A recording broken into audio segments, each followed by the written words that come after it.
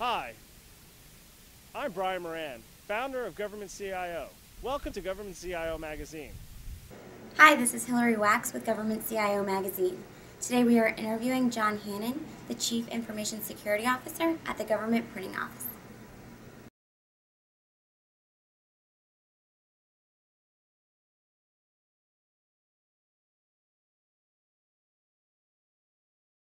The Government Printing Office was established over 150 years ago, and we opened our doors for business on the same day that Abraham Lincoln was inaugurated as president. And the GPO's mission is to provide access to government publications to citizens and our stakeholders. And in doing that, we do work for all three branches of the federal government: legislative, executive, and judicial. We've recently moved into mobile applications to allow citizens and consumers to get our publications in a convenient format. And examples of applications and mobile applications that we've recently deployed relate to the daily compilation of presidential documents and the president's budget.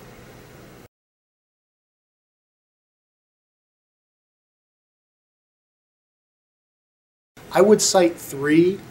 One, continuous log monitoring of events, which provides a key control to give us quick visibility on any issues that might arise, and it also moves us towards real-time continuous situational awareness in accordance with the NIST risk management frameworks.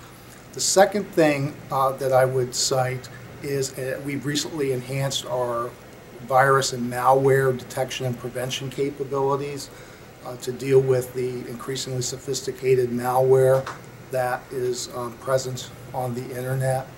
And then the third thing that I would cite is full disk encryption to provide protection for our data to prevent it from being exposed should laptops be lost or stolen. We've deployed that across all of our laptop fleet.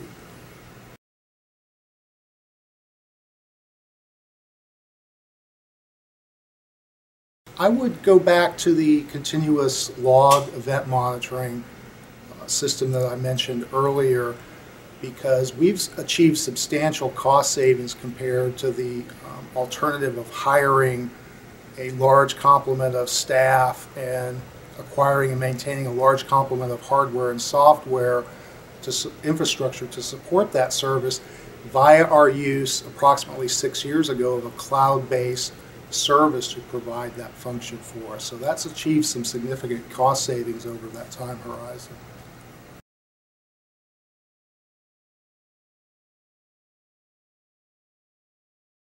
I would say that there are many, but to highlight a couple of them, I would say mobile device security is certainly a challenge, and that's as a result of the evolving standards for technology around mobile devices. As they are evolving and those standards for technology are evolving, the security standards have to adapt and keep pace with that. So that's certainly going to be a challenge over the coming few years. And then another thing I would say as a big challenge for CISOs is this increasingly sophisticated nature of malware that is presenting itself on the internet, where it's very stealthy, hard to detect. Users don't even understand it's happening. So those are a couple of the big challenges. I would add one third challenge, and that is distributed denial of service attacks and the increasing amount of network traffic that attackers and hackers can muster to send to your internet-facing websites to try to disable or disrupt access to that website. That's also a challenge that is going to be with us for the coming couple of years. And I think that's an area where innovation in the network service provider arena could provide some help to CISOs and practitioners of network security.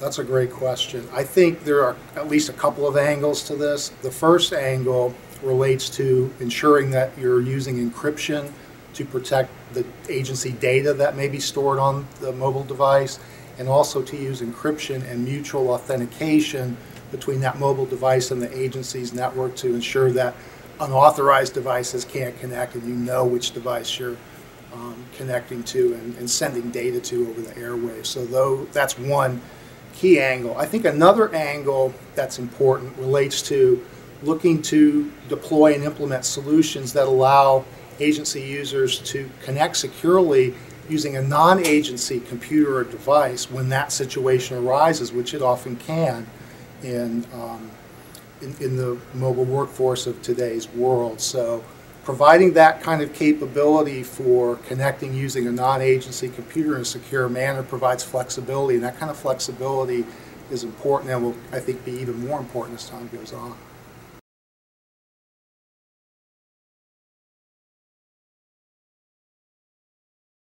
I would say that the use and looking to leverage cloud-based services is something that private industry has been doing, and of course the federal government's been aggressively looking at how to do that too. So I would cite that as an example of a best practice, because there are potential service delivery improvements that can happen, as well as potential cost savings. And as I mentioned before with our continuous log event monitoring system, there are definitely cost savings to be achieved.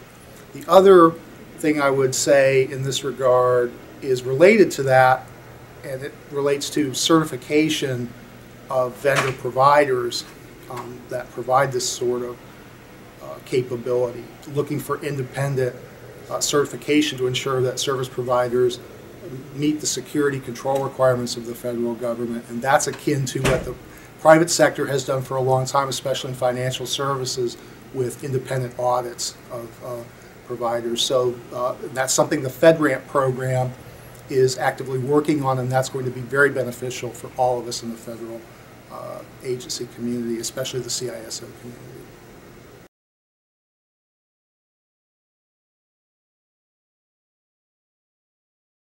Well, it's made it more imperative that the security team be involved at the very beginning of the development process. With agile development, the development cycle is very compressed, so if there are any security planning omissions or mistakes or security architectural omissions, it's much more difficult and time-consuming to change those and to affect the right kind of approach. And of course, with an agile development cycle where the cycle is compressed, that can really throw off the project plan. So it's really made it imperative and important that security teams be involved closely with the development teams at the beginning of the development cycle, but that's a good thing.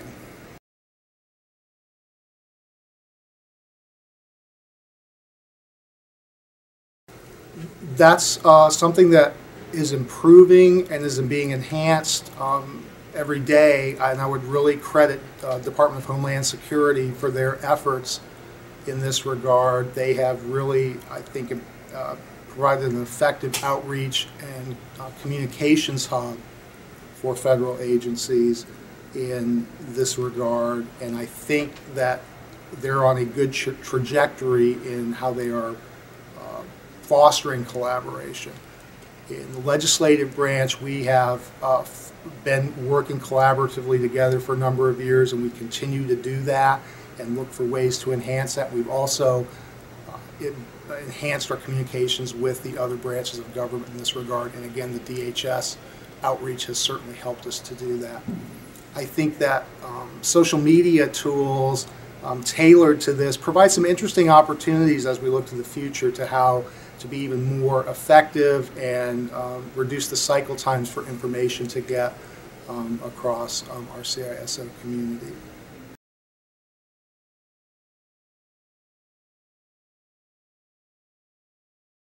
At this stage, mobile device security I would mention as definitely on the horizon, leveraging back and circling back to some of the things I've talked about earlier. That is definitely going to be on the calendar for the year 2013 as we watch technology standards continue to evolve and the marketplace to provide different software solutions for us to be able to look to leverage and deploy.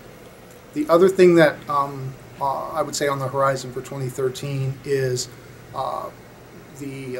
ability to detect and prevent malware as it becomes more sophisticated. I think one of the interesting and developments in this area is the use of in-memory detection software tools that the marketplace is delivering, because that is where most malware, or a segment of malware that's very hard to detect, hides on the computer. So there are some interesting and exciting software tools coming out that allow practitioners to look to detect that kind of malware, and so I think that's something I'll be keeping my eye on as 2013 goes along.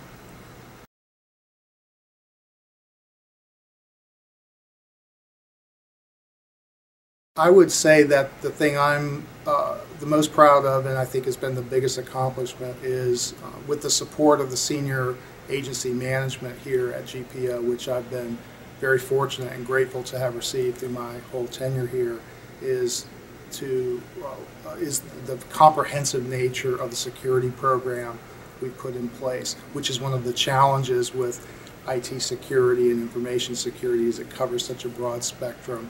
We put a really comprehensive program in place that will need to continue to adapt and to the threat environment as we look forward, but I'm really proud of the fact we put a comprehensive program in place.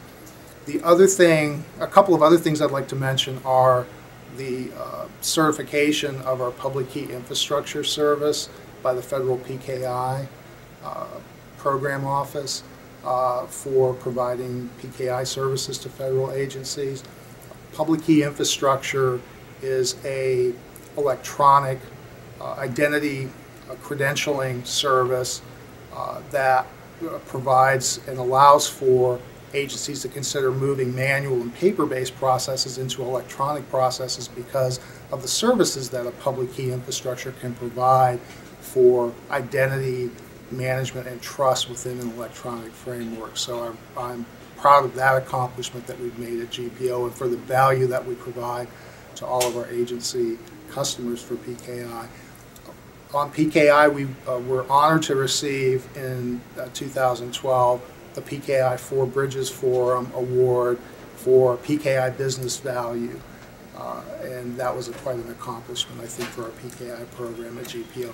Last thing I'd like to mention is the launch and implementation in 2008 of our PDF authentication program for providing authenticated PDF documents on our web portal, Federal Digital System, providing assurance that citizens have obtained the PDF file that GPO issued.